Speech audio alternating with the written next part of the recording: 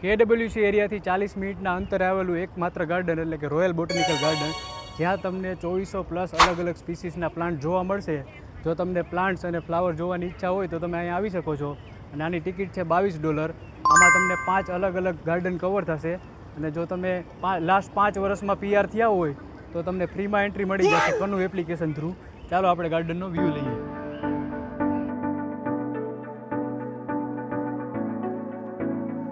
અહીંયા ઘણા બધા લોકો પ્રી વેડિંગ ફોટોશૂટ કરવા માટે પણ આવતા હોય છે.